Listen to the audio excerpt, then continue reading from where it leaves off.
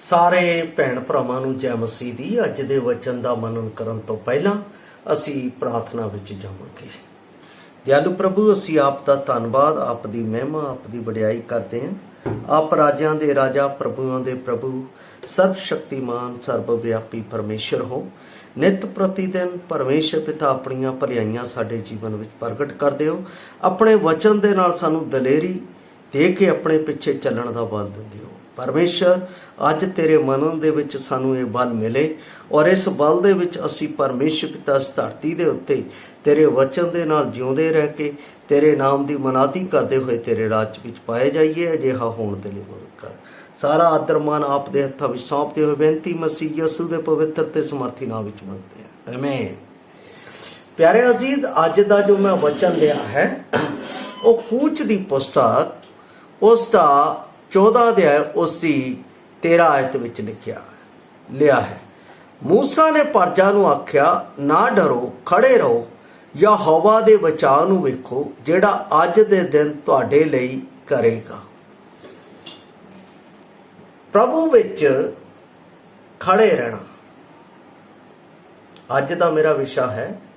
ਪ੍ਰਭੂ ਵਿੱਚ ਖੜੇ ਰਹਿਣਾ।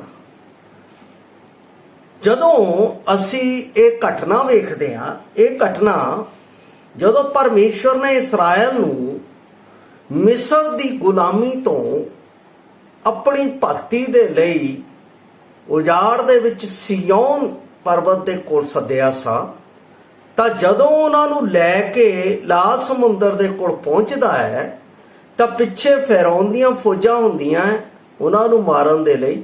ਅੱਗੇ ਸਮੁੰਦਰ ਦਾ ਤਲ ਖੜਾ ਹੁੰਦਾ ਹੈ ਤੇ ਇਸਰਾਇਲੀ ਲੋਕ ਦੋਨੋਂ ਪਾਸੇ ਦੇਖ ਕੇ ਡਰ ਜਾਂਦੇ ਆ।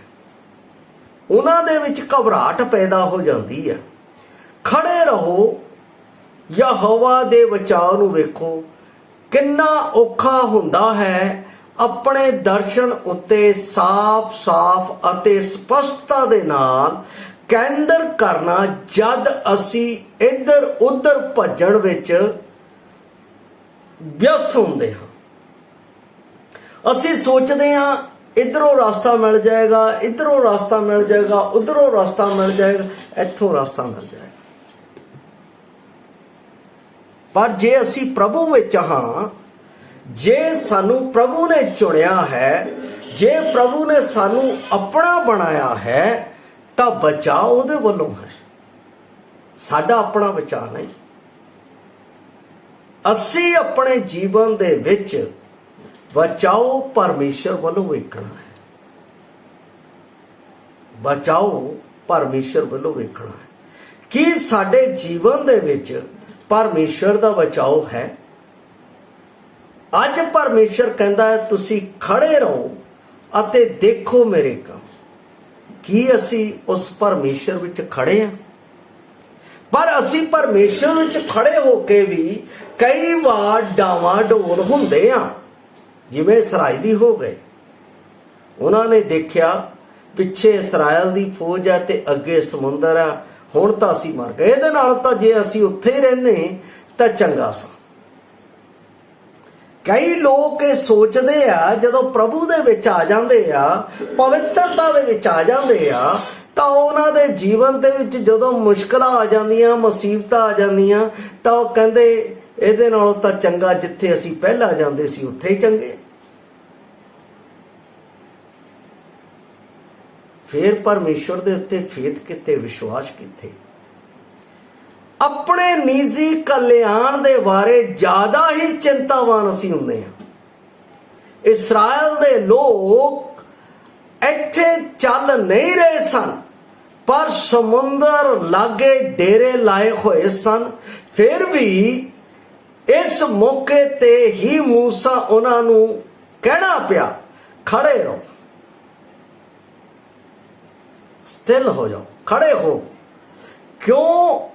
ਭਾਵੇਂ ਉਹ ਕੂਚ ਨਹੀਂ ਕਰ ਰਹੇ ਸਨ, ਉਹਨਾਂ ਦੇ ਦਿਲ ਅਸ਼ਾਂਤ ਸਨ। ਅਸ਼ਾਂਤ ਕਿਉਂ? ਮੋਰੇ ਸਮੁੰਦਰ ਦਿਖ ਰਿਹਾ ਤੇ ਪਿੱਛੇ ਫਿਰ ਆਉਂਦੀਆਂ ਫੌਜਾਂ ਦਿਖ ਰਹੀਆਂ।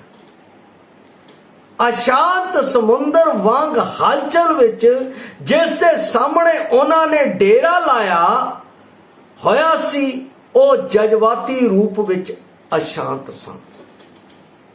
ਸਾਡੇ ਵੀ ਕਈ ਲੋਕ ਜ਼ਿਆਦਾ ਜਜ਼ਬਾਤੀ ਹੁੰਦੇ ਆ। ਜਜ਼ਬਾਤੀ ਮਤਲਬ ਦਿਲ ਨਹੀਂ ਹੁੰਦਾ, ਹੌਸਲਾ ਪਿਘਲ ਚੁੱਕਾ ਹੁੰਦਾ। ਪਰ ਜਿਨ੍ਹਾਂ ਨੂੰ ਇਸ ਚੀਜ਼ ਦਾ ਗਿਆਨ ਹੈ ਕਿ ਪਰਮੇਸ਼ਰ ਮੇਰਾ ਪਿਤਾ ਹੈ ਅਤੇ ਮੈਂ ਉਹਦਾ ਬਾਲਕ ਹਾਂ, ਉਹ ਮੈਨੂੰ ਆਂਚ, ਮੈਨੂੰ ਦੁੱਖ, ਮੈਨੂੰ ਕਸ਼ਟ ਨਹੀਂ ਆਉਣ ਦੇਵੇਗਾ। ਜਿਵੇਂ ਜਦੋਂ ਅਸੀਂ ਪਹਿਲਾ ਕੁਰਿੰਥੀਆਂ 10 ਅਧਿਆਏ ਉਸ ਦੀ 13 ਆਇਤ ਨੂੰ ਪੜ੍ਹਦੇ ਹਾਂ, ਮੈਂ ਆਪ ਦੇ ਲਈ ਉਸ ਨੂੰ ਪੜ੍ਹ ਰਿਹਾ ਹਾਂ। 10 ਕੁਰਿੰਥੀਆਂ ਉਸ ਦਾ 13 ਵਚਨ, ਜਿੱਥੇ ਪਰਮੇਸ਼ਰ ਆਪਣੇ ਲੋਕਾਂ ਨੂੰ ਹੌਸਲਾ ਦਿੰਦਾ ਹੈ। ਉਹ ਕੀ ਕਹਿੰਦਾ ਹੈ? ਮੈਂ ਆਪ ਦੇ ਲਈ ਪੜ੍ਹ ਰਿਹਾ ਹਾਂ। ਇੱਥੇ ਲਿਖਿਆ ਹੈ, ਤੁਸੀਂ ਕਿਸੇ ਅਜਿਹੇ ਪਰਤਾਵੇ ਵਿੱਚ ਨਹੀਂ ਪਏ ਜੋ ਮਨੁੱਖ ਦੇ ਸਹਿਣ ਤੋਂ ਬਾਹਰ ਹੈ।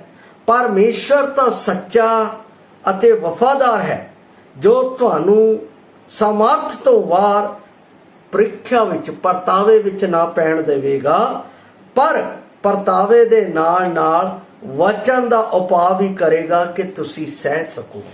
ਸਾਡੇ ਬਚਾਵ ਦਾ ਉਪਾਅ ਕਰੇਗਾ ਕਿ ਅਸੀਂ ਉਸ ਨੂੰ ਸਹਿ ਸਕੀਏ। ਕਿੰਨਾ ਅਦਭੁਤ ਹੈ ਉਹ ਪਰਮੇਸ਼ਰ। ਉਹ ਪਿਤਾ ਹੈ ਤੇ ਮੈਂ ਉਹਦਾ ਬੱਚਾ। ਉਹਨੇ ਮੈਨੂੰ ਇਹ ਆਸ਼ਵਾਸਨ ਦਿੱਤਾ ਹੈ ਅਤੇ ਹਰ ਇੱਕ ਉਹਨੂੰ ਜਿਹੜਾ ਉਸ ਉੱਤੇ ਵਿਸ਼ਵਾਸ ਲਿਆਉਂਦਾ ਹੈ, ਉਸ ਨੂੰ ਇਹ ਆਸ਼ਵਾਸਨ ਦਿੱਤਾ ਹੋਇਆ ਹੈ।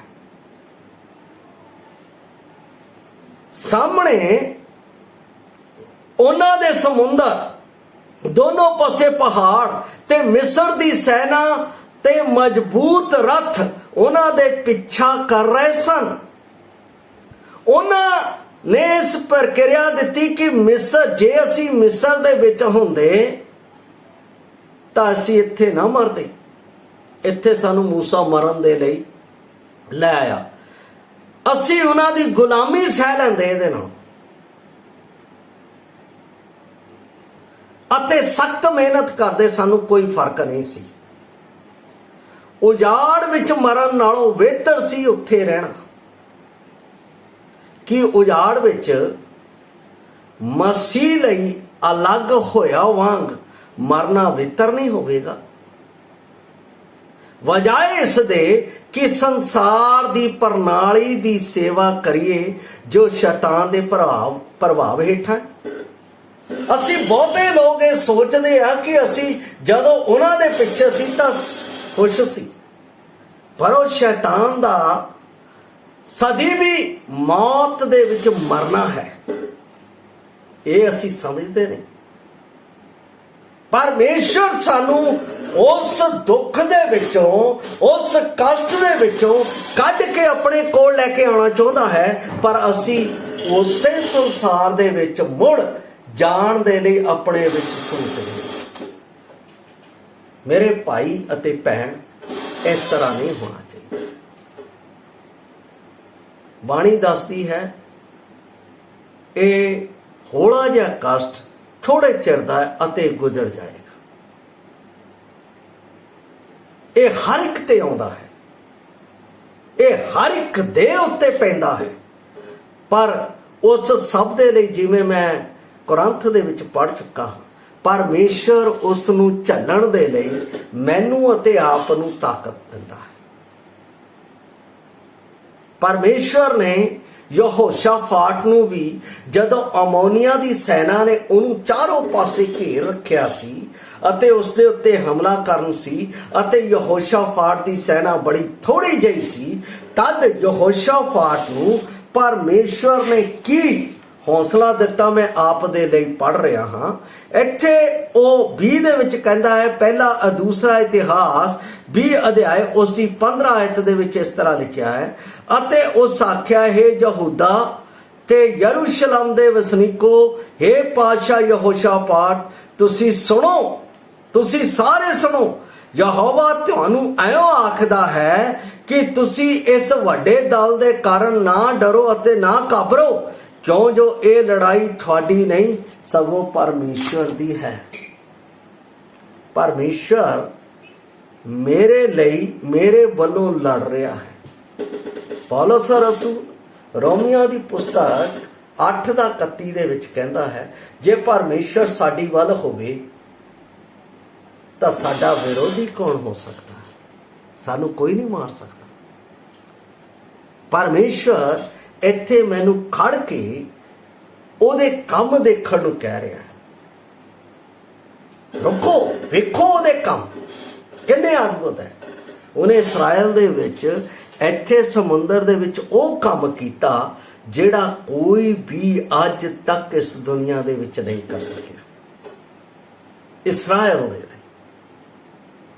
ਤੁਸੀਂ ਸੋਚੋ, ਉਸ ਸਮੁੰਦਰ ਨੂੰ ਜਿਸ ਪਰਮੇਸ਼ਰ ਨੇ ਉਹਨਾਂ ਦੇ ਲਈ ਰਸਤਾ ਬਣਾ ਦਿੱਤਾ ਅਤੇ ਉਹਨਾਂ ਨੂੰ ਇਸ ਤਰ੍ਹਾਂ ਦੀਵਾਰ ਦੀ ਤਰ੍ਹਾਂ ਖੜਿਆ, ਇਧਰਲੇ ਪਾਸੇ ਵੀ ਇੱਧਰ, ਕਿੰਨਾ ਅਦਭੁਤ ਹੋਏਗਾ। ਔਰ ਜਦੋਂ ਇਸਰਾਇਲੀ ਉਸ ਦੇ ਵਿੱਚੋਂ ਲੰਘ ਰਹੇ ਹੋਣਗੇ ਤਾਂ ਇੱਕ ਡਰ ਦੇ ਨਾਲ ਕਿਤੇ ਹੁਣ ਨਾ ਸਾਡੇ ਉੱਤੇ ਹੁਣ ਨਾ, ਪਰ ਪਰਮੇਸ਼ਰ ਨੇ ਜਦ ਤੱਕ ਇੱਕ ਇੱਕ ਇਸਰਾਇਲੀ ਪਾਰ ਨਹੀਂ ਹੋ ਗਿਆ ਉਸ ਨੂੰ ਪਾਣੀ ਸਮੁੰਦਰ ਦੇ ਵਿੱਚ ਮਿਲ ਨਹੀਂ ਦਿੱਤਾ। ਉਸ ਰਾਸਤੇ ਨੂੰ ਉਸਨੇ ਬੰਦ ਨਹੀਂ ਕੀਤਾ, ਖੋਲ ਰੱਖਿਆ ਇਸਰਾਇਲੀਆਂ ਦੇ ਲਈ। ਮੇਰੇ ਅਤੇ ਆਪ ਦੇ ਲਈ ਪਰਮੇਸ਼ਵਰ ਨੇ ਰਾਸਤਾ ਖੋਲਿਆ ਹੈ ਮੁਕਤੀ ਦਾ। ਮੈਨੂੰ ਪਾਪਾਂ ਨੇ ਡਰਾਇਆ ਹੋਇਆ ਹੈ, ਮੈਨੂੰ ਪਾਪਾਂ ਨੇ ਘੇਰਿਆ ਹੋਇਆ ਹੈ, ਮੈਨੂੰ ਸ਼ੈਤਾਨ ਦੇ ਬੰਧਨਾਂ ਨੇ ਬੱਝਿਆ ਹੋਇਆ ਹੈ। ਉਸ ਦੇ ਵਿੱਚੋਂ ਬਚਾਉਣ ਦੇ ਲਈ ਮਾਤਰ ਇੱਕ ਰਾਸਤਾ ਪ੍ਰਭੂ ਯਿਸੂ ਮਸੀਹ ਬਣ ਕੇ ਉਸਨੇ ਕਿਹਾ, ਮੇਰੇ ਉੱਤੇ ਭਰੋਸਾ ਰੱਖੋ, ਮੈਂ ਤੁਹਾਨੂੰ ਜੀਵਨ ਦੇਵਾਂਗਾ। ਕੀ ਅਸੀਂ ਉਸ ਦੇ ਉੱਤੇ ਭਰੋਸਾ ਕਰਦੇ ਹਾਂ? ਪ੍ਰਭੂ ਯਿਸੂ ਮਸੀਹ ਨੇ ਚੇਲਿਆਂ ਨੂੰ ਕਿਹਾ ਯਹੋਨਾ 14:1 ਵਿੱਚ, ਕਹਿੰਦਾ ਤੁਹਾਡਾ ਮਨ ਉਦਾਸ ਨਾ ਹੋਵੇ, ਵਿਆਕੁਲ ਨਾ ਹੋਵੇ, ਤੁਸੀਂ ਪਰਮੇਸ਼ਰ ਤੇ ਭਰੋਸਾ ਰੱਖਦੇ ਹੋ, ਮੇਰੇ ਉੱਤੇ ਵੀ ਰੱਖੋ। ਮੇਰੇ ਪਿਤਾ ਦੇ ਘਰ ਬਹੁਤ ਸਾਰੇ ਘਰ ਹੈ, ਜੇ ਨਾ ਹੁੰਦੇ ਤਾਂ ਮੈਂ ਤੁਹਾਨੂੰ ਕਹਿਣਾ, ਜਿੱਥੇ ਮੈਂ ਉੱਥੇ ਤੁਸੀਂ ਵੀ ਹੋ। ਇਸ ਬੁਰੇ ਸੰਸਾਰ ਦੇ ਵਿੱਚੋਂ, ਇਸ ਸੰਸਾਰ ਦੀ ਬੁਰੀ ਮੌਤ ਦੇ ਵਿੱਚੋਂ ਪਰਮੇਸ਼ਰ ਮੈਨੂੰ ਅਤੇ ਆਪ ਨੂੰ ਚੁਣ ਕੇ ਆਪਣੇ ਕੋਲ ਲਿਆਉਣਾ ਚਾਹੁੰਦਾ ਹੈ। ਪਰ ਬਹੁਤੇ ਲੋਕ ਸੰਸਾਰ ਅਤੇ ਸੰਸਾਰ ਦੀਆਂ ਗੱਲਾਂ ਕਰਕੇ ਡਰ ਗਏ ਅਤੇ ਉਹ ਕਹਿੰਦੇ ਸਾਨੂੰ ਇੱਥੇ ਹੀ ਮਜ਼ਾ ਆਇਆ, ਜਿਸ ਤਰ੍ਹਾਂ ਇਸਰਾਇਲੀਆਂ ਨੇ ਉਸ ਜਗ੍ਹਾ ਤੇ। ਤਦ ਮੂਸਾ ਨੇ ਪ੍ਰਜਾ ਨੂੰ ਕਿਹਾ, ਨਾ ਡਰੋ, ਖੜੇ ਰਹੋ, ਯਹੋਵਾ ਦੇ ਵਚਨ ਨੂੰ ਦੇਖੋ, ਨਾ ਡਰੋ।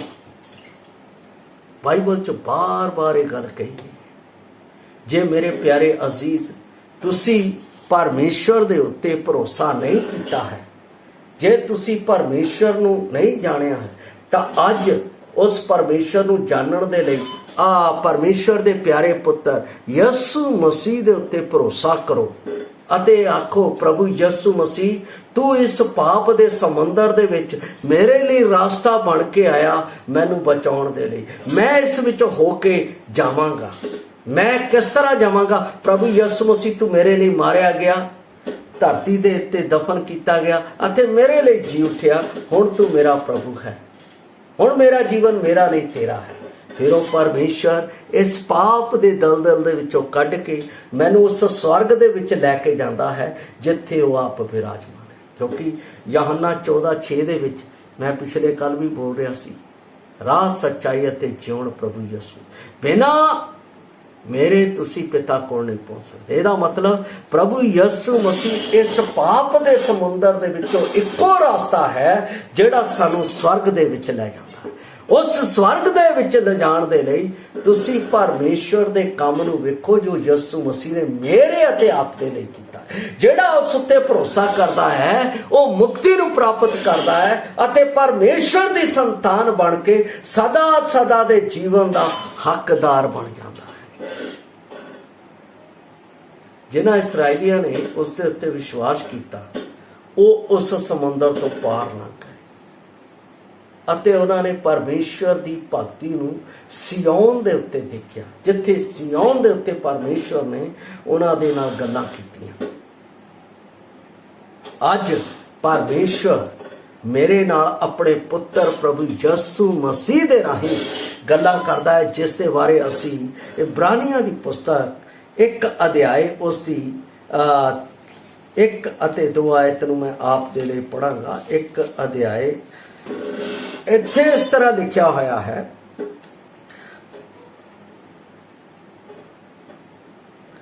ਆਦਿ ਵਿੱਚ ਪਰਮੇਸ਼ਵਰ ਨੇ ਨਬੀਆਂ ਦੇ ਰਾਹੀਂ ਬਜ਼ੁਰਗਾਂ ਤੋਂ ਬਾਰ-ਬਾਰ ਅਤੇ ਅਨੇਕਾਂ ਵਾਰ ਗੱਲਾਂ ਕਰਕੇ ਇਹਨਾਂ ਅੰਤਮ ਦਿਨਾਂ ਵਿੱਚ ਸਾਡੇ ਨਾਲ ਪੁੱਤਰ ਦੇ ਰਾਹੀਂ ਗੱਲਾਂ ਕੀਤੀਆਂ, ਜਿਸ ਨੂੰ ਉਸ ਨੇ ਸਭ ਵਸਤਾਂ ਦਾ ਉੱਤਰਾਧਿਕਾਰੀ ਠਹਿਰਾਇਆ, ਜਿਸ ਦੇ ਰਾਹੀਂ ਇਹ ਸੰਪੂਰਨ ਸ੍ਰਿਸ਼ਟੀ ਦੀ ਰਚਨਾ ਹੋਈ। ਉਹ ਉਸ ਦੀ ਮਹਿਮਾ ਦਾ ਪ੍ਰਕਾਸ਼ ਅਤੇ ਉਸ ਦੇ ਤੱਤਵ ਦਾ ਪ੍ਰਤੀਰੂਪ ਹੈ ਅਤੇ ਆਪਣੇ ਸਾਮਰਥ ਦੇ ਵਚਨ ਦੇ ਰਾਹੀਂ ਸਭ ਵਸਤਾਂ ਨੂੰ ਸੰਭਾਲਦਾ ਅਤੇ ਪਾਪਾਂ ਨੂੰ ਧੋ ਕੇ ਉੱਚੇ ਮਹਾ ਮਹਿਮਨ ਦੇ ਸੱਜੇ ਹੱਥ ਜਾ ਬੈਠਾ। ਅੱਜ ਉਹ ਪਰਮੇਸ਼ਵਰ ਪੁੱਤਰ ਪਰਮੇਸ਼ਵਰ ਦੇ ਸੱਜੇ ਜਾ ਬੈਠਾ। ਜਿਹੜੇ ਉਸ ਵਿੱਚ ਵਿਸ਼ਵਾਸ ਕਰਦੇ ਹੈ ਉਹਨਾਂ ਨੂੰ ਸਦਾ ਦਾ ਜੀਵਨ ਦਿੰਦਾ ਹੈ ਅਤੇ ਸਵਰਗ ਰਾਜ ਦੇ ਵਿੱਚ ਵੜਨ ਦਾ ਉਹਨਾਂ ਦੇ ਲਈ ਰਾਸਤਾ ਖੋਲ ਦਿੰਦਾ ਹੈ। ਕਿੰਨੀ ਸੁੰਦਰ ਅਤੇ ਮਹਾਨ ਗੱਲ ਹੈ ਜਿਹੜੀ ਮੇਰੇ ਅਤੇ ਆਪ ਦੇ ਲਈ ਹੈ। ਪਰਮੇਸ਼ਵਰ ਚਾਹੁੰਦਾ ਹੈ ਅਸੀਂ ਖੜ ਕੇ ਪਰਮੇਸ਼ਵਰ ਦੇ ਕੰਮ ਵੇਖੀਏ। ਖੜਨਾ ਕਿੱਦਾਂ ਹੈ? ਸਵਾਲ ਇਹ ਹੈ, ਵਿਸ਼ਵਾਸ ਦੇ ਨਾਲ। ਵਿਸ਼ਵਾਸ ਕਿਹਦੇ ਤੇ ਕਰਨਾ ਹੈ? ਯਿਸੂ ਮਸੀਹ ਤੇ ਕਰਨਾ ਹੈ। ਔਰ ਜਦੋਂ ਤੁਸੀਂ ਵਿਸ਼ਵਾਸ ਦੇ ਉੱਤੇ ਖੜ ਗਏ ਯਿਸੂ ਮਸੀਹ ਦੇ ਵਿੱਚ ਮਜ਼ਬੂਤ ਹੋ ਕੇ, ਤਾਂ ਉਹ ਯਿਸੂ ਮਸੀਹ ਆਪ ਦੇ ਜੀਵਨ ਦੇ ਵਿੱਚ ਕੰਮ ਕਰੇਗਾ। ਜਿਹੜਾ ਸਮੁੰਦਰ ਤੁਹਾਡੇ ਅੱਗੇ ਖੜਾ ਹੈ ਪਾਪ ਦਾ, ਉਸ ਨੂੰ ਆਪਣੇ ਲਾਹੂ ਦੇ ਨਾਲ ਧੋ ਕੇ ਦੂਰ ਕਰ ਦੇਵੇਗਾ ਅਤੇ ਤੁਸੀਂ ਉਸ ਦੇ ਵਿੱਚੋਂ ਹੋ ਕੇ ਉਸ ਸਵਰਗ ਰਾਜ ਵਿੱਚ ਪ੍ਰਵੇਸ਼ ਕਰੋਗੇ, ਜਿਹੜਾ ਪਰਮੇਸ਼ਰ ਨੇ ਮੇਰੇ ਅਤੇ ਆਪ ਦੇ ਲਈ ਮਸੀਹ ਯਿਸੂ ਦੇ ਵਿੱਚ ਤਿਆਰ ਕਰਕੇ ਦਿੱਤਾ ਹੈ। ਜੇ ਤੁਸੀਂ ਵੀ ਚਾਹੁੰਦੇ ਹੋ ਕਿ ਅਸੀਂ ਉਸ ਸਵਰਗ ਰਾਜ ਦੇ ਅਧਿਕਾਰੀ ਬਣੀਏ, ਅਸੀਂ ਪਰਮੇਸ਼ਵਰ ਦੇ ਪੁੱਤਰ ਬਣੀਏ ਅਤੇ ਪਰਮੇਸ਼ਵਰ ਦੇ ਸਦਾ ਦੇ ਜੀਵਨ ਨੂੰ ਪ੍ਰਾਪਤ ਕਰੀਏ, ਤਾਂ ਬਾਈਬਲ ਦੇ ਇਸ ਵਚਨ ਨੂੰ ਹਮੇਸ਼ਾ ਆਪਣੇ ਜੀਵਨ ਵਿੱਚ ਯਾਦ ਰੱਖਣਾ, ਜੋ ਪਰਮੇਸ਼ਵਰ ਨੇ ਮੂਸਾ ਦੇ ਰਾਹੀਂ ਕਹੇ। ਅੱਜ ਪਰਮੇਸ਼ਵਰ ਯਿਸੂ ਮਸੀਹ ਦੇ ਵਿੱਚ ਕਹਿੰਦਾ ਹੈ, ਨਾ ਡਰੋ, ਖੜੇ ਰਹੋ ਅਤੇ ਪਰਮੇਸ਼ਵਰ ਦੇ ਬਚਾਅ ਦੇ ਕੰਮ ਨੂੰ ਜਿਹੜਾ ਅੱਜ ਦੇ ਦਿਨ ਤੁਹਾਡੇ ਲਈ ਕਰੇਗਾ ਉਸ ਨੂੰ ਵੇਖੋ। ਇਸ ਲਈ ਆਪਣੇ ਜੀਵਨ ਦੇ ਵਿੱਚ ਵਿਸ਼ਵਾਸ ਤੇ ਖੜੇ ਰਹੋ ਅਤੇ ਪਰਮੇਸ਼ਵਰ ਦੇ ਕੰਮ ਵੇਖੋ। ਉਹ ਤੁਹਾਡੇ ਜੀਵਨ ਦੇ ਵਿੱਚ ਉਹ ਆਤਮਿਕ ਕੰਮ ਕਰੇਗਾ ਜਿਹੜੇ ਨਾ ਕਦੇ ਖਤਮ ਹੋਣ ਵਾਲੇ ਅਤੇ ਸਦਾ ਸਦਾ ਅਤੇ ਸਦੀ ਵੀ ਤੁਹਾਡੇ ਲਈ ਪਹਿਲਾਂ ਤੋਂ ਹੀ ਪਰਮੇਸ਼ਵਰ ਨੇ ਆਪਣੇ ਪੁੱਤਰ ਦੇ ਰਾਹੀਂ ਮੇਰੇ ਜੀਵਨ ਵਿੱਚ ਕਰ ਦਿੱਤੇ ਹੈ। ਮੈਂ ਤਾਂ ਉਸ ਵਿਸ਼ਵਾਸ ਦੇ ਵਿੱਚ ਖੜੇ ਹੋ ਕੇ ਉਸ ਸਵਰਗ ਰਾਜ ਦਾ ਆਨੰਦ ਪ੍ਰਾਪਤ ਕਰ ਰਿਹਾ ਹਾਂ। ਤੁਸੀਂ ਵੀ ਅਗਰ ਇਸ ਆਨੰਦ ਨੂੰ ਪ੍ਰਾਪਤ ਕਰਨਾ ਚਾਹੁੰਦੇ ਹੋ ਤਾਂ ਯਿਸੂ ਮਸੀਹ ਦੇ ਉੱਤੇ ਵਿਸ਼ਵਾਸ ਕਰੋ ਅਤੇ ਵਿਸ਼ਵਾਸ ਕਰਕੇ ਉਸ ਅਨੰਤ ਜੀਵਨ ਦੇ ਅਧਿਕਾਰੀ ਬਣੋ ਅਤੇ ਪਰਮੇਸ਼ਰ ਦੇ ਪੁੱਤਰ ਬਣ ਕੇ ਸਵਰਗ ਰਾਜ ਵਿੱਚ ਪ੍ਰਵੇਸ਼, ਤਾਂ ਕਿ ਪਰਮੇਸ਼ਰ ਦੀ ਮਹਿਮਾ ਤੁਹਾਡੇ ਜੀਵਨ ਦੇ ਵਿੱਚ ਹੋਵੇ। ਪ੍ਰਭੂ ਆਪ ਨੂੰ ਇਸ ਵਚਨ ਦੇ ਨਾਲ ਆਸ਼ੀਸ਼ ਦੇਵੇ। ਜੈ ਮਸੀਹ ਦੀ।